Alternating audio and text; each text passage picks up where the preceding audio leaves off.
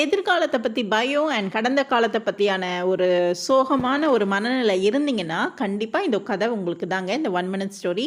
ஒரு வைர வியாபாரி இருந்தாராங்க. அவர் வந்துடைய வியாபாரம் வந்து நல்லா ஓஹோன்னு போயிட்டு இருந்தது. ஆனா திடீர்னு அன்எக்ஸ்பெக்டடா என்ன ஆச்சுன்னு பார்த்தீங்கன்னா, அவருக்கு வந்து ஒரு டவுன் ஏற்பட்டுதாம். அப்ப வந்து பார்த்தீங்கன்னா, அவருடைய வியாபாரத்தில தோல்வி, தோய்வு நிலை. அவருடைய பங்குதாரர்கள்லாம் விலகுறாங்க. அப்போ வந்து அவர் மனசு நொந்து போறாரு. நல்லா வாழ்ந்துட்டு இருந்த மனுஷன் அப்ப என்ன முடிவு பண்றாரு, ஊருக்கு ஒதுக்குப்புறமா ஒரு ஆற்றங்கரை ஓரமா ஒரு வீடு கட்டி, அந்த இடத்துல போய் குடி போறாரு. அப்போ அவருடைய கடந்த கால நினைவுகள வந்து அசை போட்டுட்டே அந்த ஆற்றங்கரையில உட்காந்துட்டு இருக்காரு. அவர சுத்தி இருக்கிற இந்த கல்ல வந்து தூக்கி தூக்கி ஒண்ணு ஒண்ணா போட்டுட்டு இருக்காரு. அவருடைய கடந்த காலத்தையும் அண்ட் எதிர்காலத்த பயத்தையும் நெனச்சு நெனச்சு நம்ம குடும்பத்த எப்படி காப்பாத்த போறோம்னு நெனச்சு போட்டுட்டு இருக்காரு. அதுக்குள்ள கொஞ்ச நேரத்துல விடிஞ்சிருது. கையில இருக்க கல்ல பார்த்தா ஒரே ஒரு கல்லு தான் இருக்கு. அது என்ன கல்லுன்னு பார்த்தீங்கன்னா, வைரக்கல்.